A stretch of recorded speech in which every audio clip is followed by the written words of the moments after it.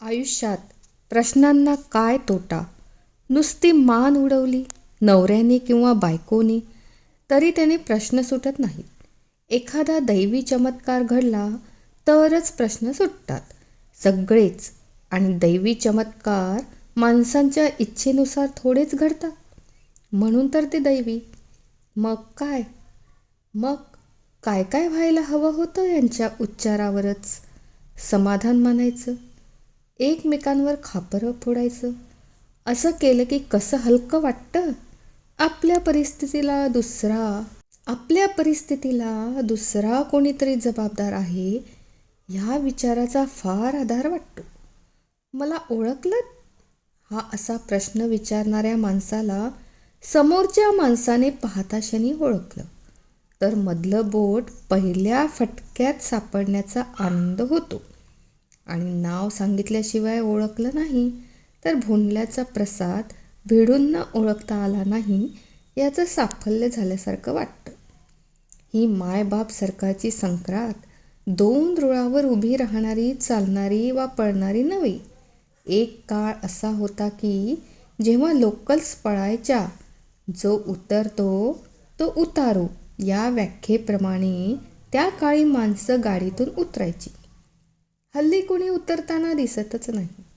म्हणजे काय होतं की उतरायची इच्छा असताना उतरता येत नाही. त्याच्या आत माणसं घुसतात. तुमचं स्टेशन तुमच्या डोळ्यादेखत मागे जातं आणि तुम्हाला काही करता येत नाही. पूर्वी असं नव्हतं.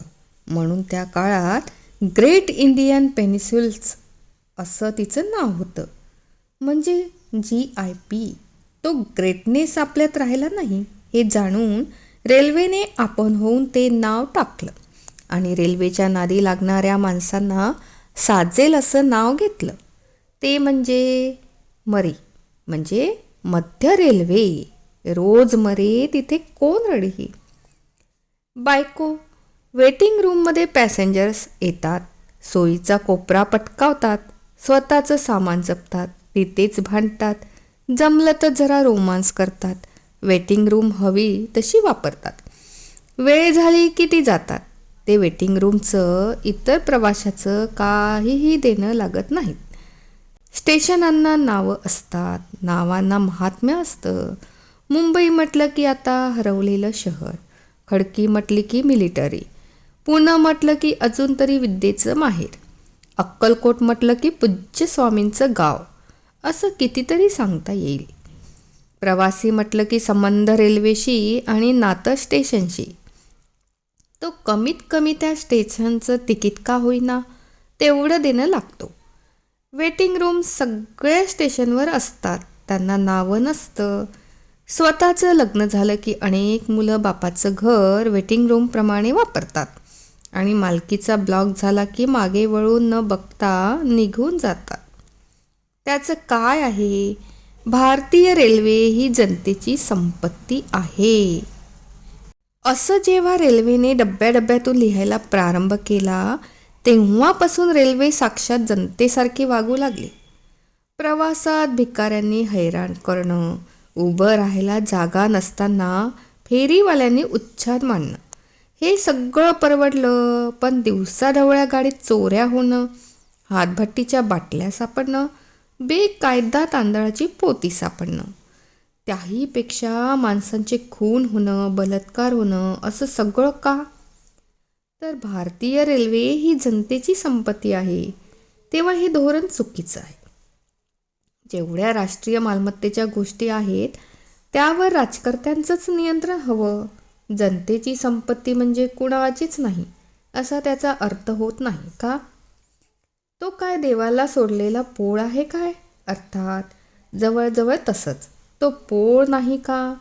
उधळला की पळस सुटतो, नाहीतर ऐन रहदारीत मध्येच उभा की उभाच राहतो. रेल्वेचं असंच झालंय.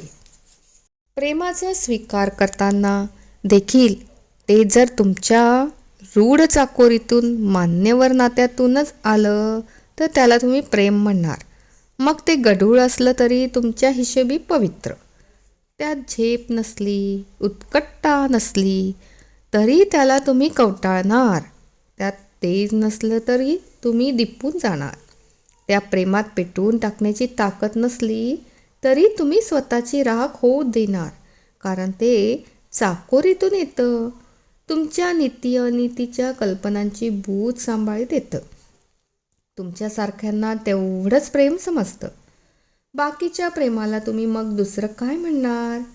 कुठेही काहीही कमी नसताना माणसं दुःखी दिसतात ती ह्याचमुळे. उत्कट प्रेम करणारी व्यक्ती त्यांना आयुष्यात भेटत नाही आणि यदा कदाचित भेटलीच तर प्रेमाला कधीही प्रतिष्ठा मिळत नाही. आणि तरीही समाजातल्या प्रत्येक व्यक्तीला असं एखादं प्रेमाचं स्थान हवंच असतं. त्याचं कारण एकच, अशा तऱ्हेचं प्रेम, अशी भक्ती जिथे उगम पावते तिथे संकेत नसतात. असते फक्त उत्कटता, तिथे बंधन नसतं. असते फक्त अमर्यादता, त्यातली दाहकता पचवायला पोलादी छाती लागते. त्यातून जे नंदनवन फुलतं ते पाहायला 2 डोळे पुरत नाहीत. डोळे दाखवू शकणार नाहीत असं पाहणारं निराळं इंद्रिय लागतं. सामान्यांच्या वाटणीला हे प्रेम यायचं नाही. निभावण्याची ताकद असलेल्या माणसाचाच तो प्रांत आहे. घर सजवण्यासाठी रंगारी, प्लंबर, सुतारी, गवंडी यापैकी कुणाचंही काम असो, त्यांच्या कामात आपली काडीची मदत नसताना त्यांचं काम निव्वळ बघून बघून आपल्याला शिनवाटा येतो. आणि ती माणसं जेव्हा त्यांचा शिनवटा घालवण्यासाठी त्यांच्या घरी जातात तेव्हा आंबलेल्या शरीरानं आपण त्यांनी घराचा केलेला राडा आवरीत बसतो. त्या मजुरांना दिवसभर पाणी प्यायला देण्याचा सुद्धा एक थकवा असतो. घर मोठं असलं की जास्त चालावं लागतं आणि मोठं नसलं तरी एकदा थकवा आला की तीच वस्तू मॅग्निफाईंग ग्लासमधून पाहिल्यावर जशी मोठी दिसते तशी सगळी अंतरं मोठी वाटायला लागतात. कायम विवाद्य विषय जर कोणता असेल तर तो म्हणजे पाऊस. तो पडो अथवा न पडो, केव्हाही पडो, कितीही कोसळो, कसाही येवो, तो कायम टीकेचाच विषय झाला आहे. पुरुष आणि पाऊस, त्यापेक्षा नवरा आणि पाऊस या दोघांनी नक्की कसं वागावं हे त्या दोघांनाही ठरवता येणार नाही आणि इतरांनाही सांगता येणार नाही. अर्ध्या वचनात असं पटकन इतर सांगतील आणि अर्ध्या वचनात जी अपेक्षा तशी आपण कुणाकडून करीत नाही. साहेब, नोकर, भावंड, मुलं, नवरा सगळे अर्ध्या वचनातलेच हवेत. पुरुष कसेही असतात, त्यांचे नवरे झाले की ते अर्ध्या वचनात हवेत. टाळी देणाऱ्या हातात एक प्रचंड सौंदर्य असतं. परमेश्वर माणसाला रिक्त हस्ते पाठवतो असं म्हणण्यात काही अर्थ नाही. असं असतं तर नुकत्याच जन्माला आलेल्या इवल्या इवल्या बाळमुठी वाळलेल्या नसत्या. त्या मिटलेल्या बाळमुठीत एक टाळी लपवलेली असते. ही टाळी आयुष्यभर अनेक महाभागांना सापडत नाही. अशा माणसांना हाताच्या अंतरावर ठेवणे एवढेच आपल्या हातात असतं. माझी परमेश्वरावर अपार भक्ती आहे. त्याने निर्माण केलेली सृष्टी पहा. तिथे सगळं अमाप आहे, विराट आहे, प्रचंड आहे. इथे लहान काहीच नाही. एक माणूस पहा, केवढी विराट निर्मिती. माणूस म्हणजे पर्वताशी जेवढ्या प्रचंड, समुद्र अमर्याद, वनश्री जेवढी गूढ, तसाच माणूस, प्रत्येक माणूस प्रचंड, अमर्याद आणि गूढही. माणसाला बहाल केलेली पचनेंद्रिये हीच याची साक्ष. नजरेची दुनिया, नादाची दुनिया आणि स्पर्शाची दुनिया सगळं विराट.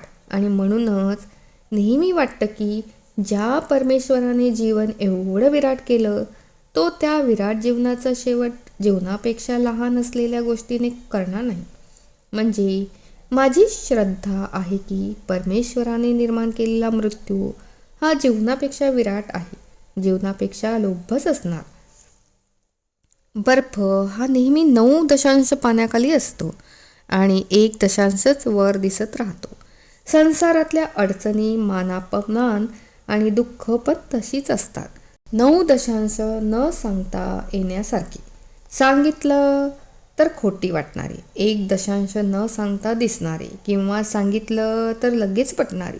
एखाद्या बाईच्या प्रेमात पडण्याचा एखादा क्षण असतो, तसाच उबग येण्याचा क्षणही एखादा असतो.